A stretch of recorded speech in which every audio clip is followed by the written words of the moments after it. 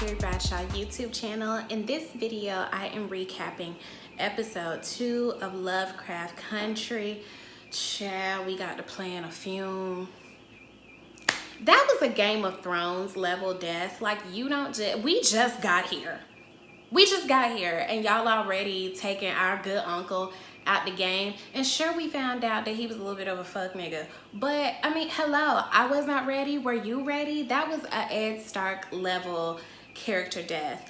Let's just jump right in. I also want to tell you guys, I encourage you to listen to the Lovecraft Country radio podcast, where they really break down some of the symbolism that I miss, because I am not a history major. I'm not going to catch all the references. This isn't going to be a Lovecraft Country explained. This is just my take on things, what I gathered from the episodes. I hope you guys will join me in exploring, some of the themes that I picked up on in my, limited knowledge. Again, this is not my genre. I'm just here for the story, the good acting. I need to know what the hell happens. So let's get right into it. We join our three heroes in the Artem Lodge, which is owned by some aggressively white people. Is that not the whitest man you've ever seen in your life? Have y'all ever seen Village of the Damned?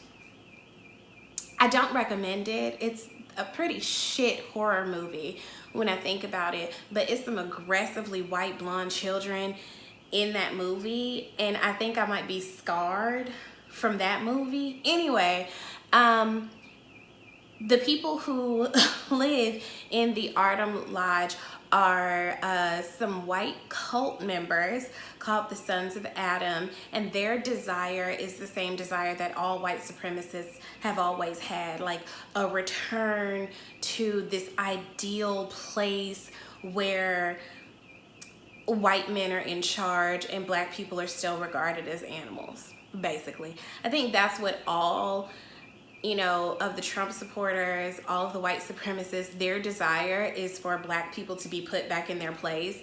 And it's just like, you guys keep desiring to go back to this certain time, but like, you lost the war, it's over, move forward. Anyway, I have a lot of notes. Y'all know I like my notes because I don't be wanting to miss nothing. Can I just tell y'all that Letty is me? Letty was completely distracted by the fact that they are in an actual den of evil, because the fashions were on point. They were tailored. They were on trend. There was white glove butler service. Letty was like, what are we complaining about here? Uncle George was Belle from Beauty and the Beast. He had a, collection of books to keep himself occupied. And I think maybe that was some symbolism about the ways in which worldly possessions, or just like this small amount of comfort, can somehow distract us from the actual horrors that we actively live with every day as black people. But in a much more literal sense, Tick is the one who actually remembers what happened the night before, so he's not accepting of any of this comfort or convenience. He don't trust it. I don't trust it now when white people are too nice to me. Could you imagine a white man that's that aggressively white, I won't get over it, being that nice to you in the 50s? You can't trust that shit. So Tick was like, for whatever reason, I don't think I ever landed on the reason why he was able to remember what happened the night before with the attack with the pig vampire monster thingies. But Letty and Uncle George don't remember what happened the previous night. So Tick decides we need to go to the village, where they meet this slack-jawed bitch who kept using this double language about basically alluding to the fact that black people are like animals who need to be put in their place. We discover that she uses the same whistle to control the animals in the village as the whistle that they heard that called the blob monster things away the night before. And once again, they get caught in the woods after dark, and it's like, we were just here. We were just here. Why are we back to this same place, people? Come on. So Christina, another aggressively white person, shouts out to the wig department. Was that a wig, or was that like a color job? Because if that was a dye job, I think it was a wig. But here's my beef with Christina. I take issue with the white savior thing. That was one of the things that I struggled with in Game of Thrones. I felt like Khaleesi was giving big white savior energy, you know, going into these countries with these enslaved black people, and I'm gonna save you all, but also so that I can be a ruler. It's like there's always something with these blonde white women. You want to see that maybe Christina is here to help our heroes. You know, she saved them from the truckload of white supremacists that was trying to take them out the game the day before when she pulled up in her bomb-ass car or whatever. We can only assume that she was the one who blew the whistle to call the blob monsters back the night before. Now she comes to their rescue again, but she comes to their rescue to usher them back to this lodge where they really need to get the hell on. So what I think Christina also, in a more updated sense, reminds me of well-intentioned white feminists who she obviously has a certain amount of contempt for her father, who I think symbolizes, you know, white supremacy and white male patriarchy. She obviously has a problem with the fact that with his views, with his use of religion and the Bible to justify, you know, these magical racist activities that they got going on. She challenges her dad, but she also really wants her dad's approval. And I think that that's the issue with white women today in real life. Some of them, I think, will throw us a bone every now and again of support, but they're not going to do so much that they don't also get to benefit from their whiteness. They can see somewhat of our oppression through their oppression as women, because she's not allowed to attend meetings. Her dad really doesn't obviously have a whole lot of respect for her. So she herself is under the boot of patriarchy, of white supremacy, but she also gets the benefit of being white. You know, she's enduring some things as a woman, but she gets to be white. What I did pick up on my second watching just now, she gave Tick a ring, and it looks like that ring is what he was able to use to call forward Hannah, his ancestor. I'm getting a little bit ahead of myself. So while they're in the woods, Uncle George remembers that Tick's mom, Dora, shared with him a bit of history about her grandmother, Hannah. And what we come to find out is that Hannah, the man who founded the Artem Lounge, Titus Braithwaite fucker, was notoriously friendly with his slaves. Well, what that actually meant is that he was raping black women because they couldn't give consent. And she is actually the one who burned down the Artem Lodge the first time. She's the sole survivor that William, with his creepy ass, mentioned. And she escaped and ran through the woods pregnant.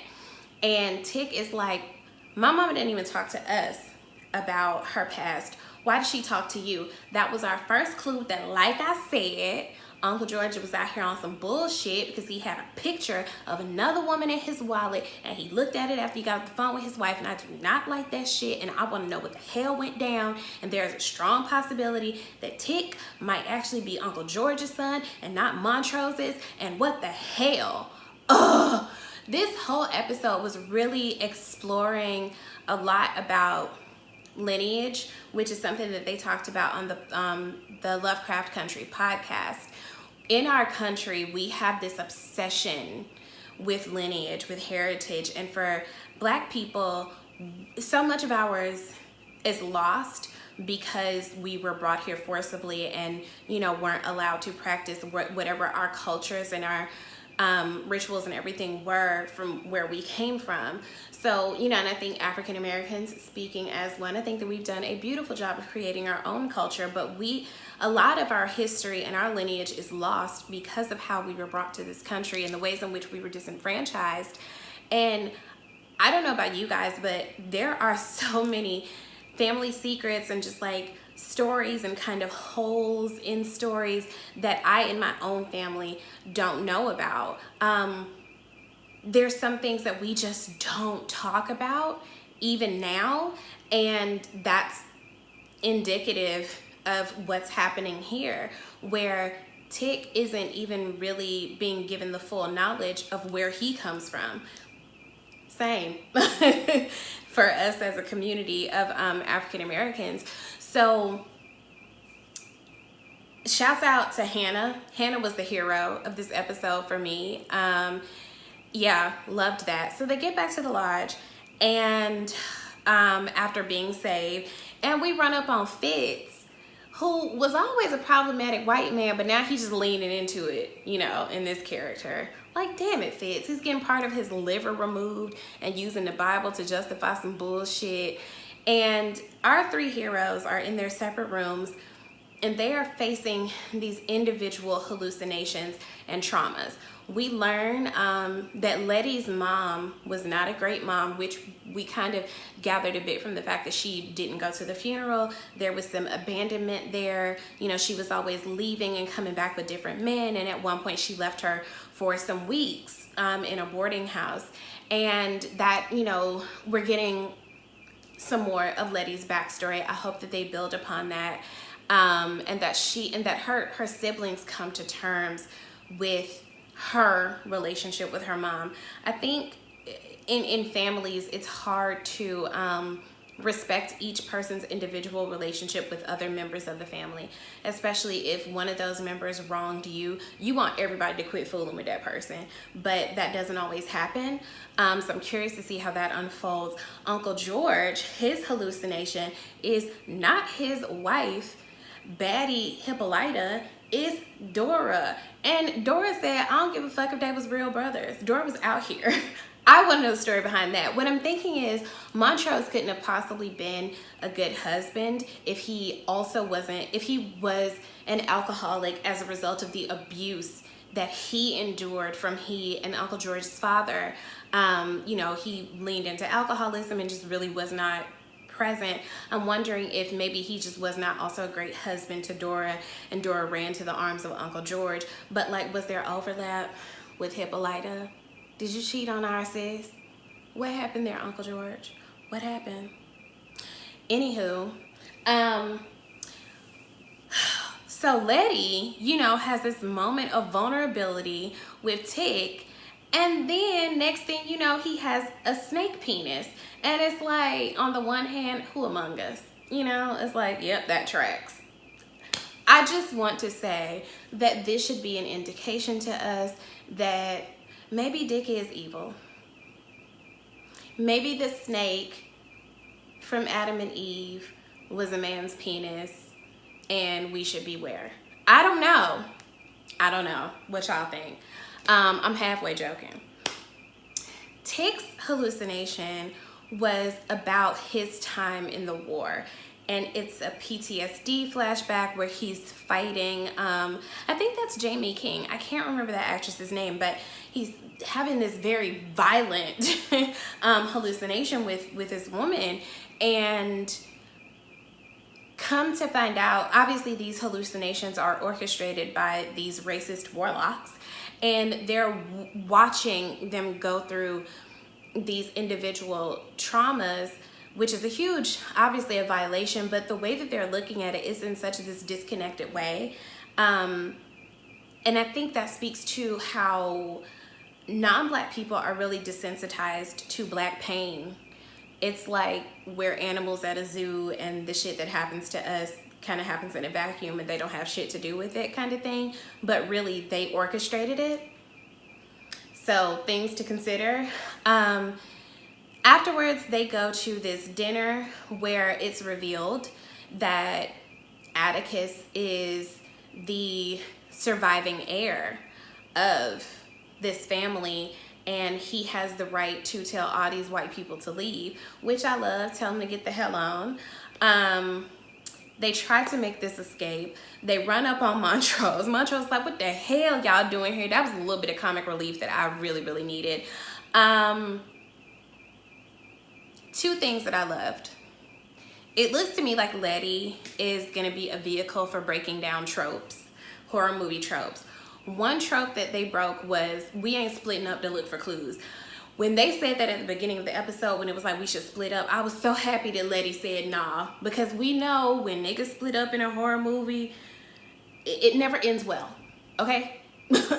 Only on Scooby-Doo does splitting up and looking for clues work out well. The second thing I really, really like, Letitia does not hesitate to take out an enemy. I get really frustrated when I watch some movies or shows or whatever, and an obvious person who needs to die runs up on them, and there's this hesitation to shoot the person, to stab the person, to do whatever to get that person out the way. Lady did not hesitate to take out the racist, like, you know, animal watcher person. She took her smooth out. Loved it. So they think that they're gonna escape. They're driving through the woods and they hit this invisible wall. That was some real strong symbolism right there. That invisible wall. You think that you are just about to freedom, and nope. No, not so. They get dragged back to the house for this ritual, and as they are preparing Tick for this ritual, first of all, body. Hello, loved it. Christina has been hinting that she wants to be his friend, and instinctively we're like, don't trust this fucking white woman. I don't care what she did before, you can trust this white woman. But when I went back and looked, like I said, she gave him this ring, and it looks like during that ritual you can see his arm kind of turning black, and as his body is supposed to be used, disposably used, to open this portal or this gate to Eden, to this, you know, mystical happy place where white people will once again be the rulers of all things, blah blah blah. Well, that portal gets open, and you can see that from that ring his arm turns black, and there's Hannah, pregnant Hannah. His ancestor is called forth, and his arm stretches out to whatever Fitz's name is. I forgot what Fitz's name is on the show. Stretches out to him. He ends up turning to stone, and this whole house comes down. I absolutely love the fact that Hannah said, I'll burn all this shit down, and did a second time. Hannah brought this whole house down again, and I loved it. I love that she ushered him, that this black woman, while pregnant and in the whole of the spiritual realm, ushered this black man out of this house, out of this burning, collapsing house, to safety. I love the power that that character has, that I brought this house down once and I will do it again, even from the afterlife. I found that beautiful. I found that powerful. I found that poetic. Shouts out to Hannah, bad bitch of this episode. Shouts out to our ancestors. There's no telling how many times and how many ways they have carried us through some things without us knowing. I thought that was beautiful. I might go back and rewatch that again, because I just thought that was so dope. I think I'm forgetting something. Sorry, guys. Ooh, I also noticed that Atticus referred to this group of people as the Klan. And I think it's really important that Christina noted, like, we would never deal with the Klan because they're poor. I really wish that poor white people who are Trump supporters and who are racist and who believe that black people are the reason for their downfall, I really wish that they could come to understand that you are also suffering under white supremacy and patriarchy. You're not flourishing either, and that's not our fault. We ain't got shit to take from you. So I thought that was really interesting that they pointed out. We see at the end that Uncle George dies. Uncle George tells Montrose, you know, you were such a loving boy, and I hope that you can find a way to bring that love back and give that to your son. Montrose ain't really trying to hear it, especially because Uncle George mentions the fact that he may not be yours, but please find a way to love him. And Montrose is like, hey, we ain't talking about that. And once again, the secrecy that I'm sure maybe all families have, but I, as a black person, I can only speak to myself. The secrecy that we have in our families that I feel like sometimes is to our own detriment. Like, have tough conversations, say shit that needs to be said. But anyway, Uncle George ends up succumbing to his wounds because we saw that Atticus was confronted with choosing a person to live. We didn't see him make the choice, but we did see that Letty recovered, and Montrose is obviously still there, and Uncle George ends up dying. I was not prepared for that. A part of me doesn't think that his life is actually over, though. I'm really curious to see what those flashbacks to for Hippolyta look like. We see these flashbacks where it looks like she may be like a warrior of some kind. I really want to know like what her background is, and she seems to have this interest in space and in astrology and things. I'm really excited to see where her character goes. I'm excited for the rest of this show. This was an episode. I don't understand the imagery of Christina birthing that cow either, where she wanted to know if it was breached and she went and pulled it out. Ugh. But I don't know what that was about. So if anybody knows what that symbolism was, please drop down in the comments and let me know. This video is going really long, so thank you guys for watching. Subscribe, comment, review, donate to my Patreon if you like what you're seeing. The link is in the bio. I'm sorry, link in bio. This is not Instagram. Link is in the episode description, and I will talk to you guys soon. Thank you. Bye.